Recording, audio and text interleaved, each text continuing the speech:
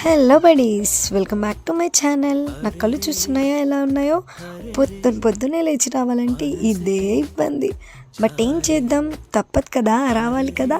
So మా college కూడా వచ్చేసిన తర్వాత లోపలికి వెళ్ళిపోయానా. మా క్లాసెస్ కూడా స్టార్ట్ అయిపోయాయి. అదే నిద్ర మంగుతూ తూగుతూ ఉన్నానా. మ్యాథ్స్ క్లాస్ కూడా వచ్చేసింది. సో నోట్స్ రాసుకోవాలి కదా మ్యాథ్స్ క్లాస్లో, అది ఇంపార్టెంట్ కదా.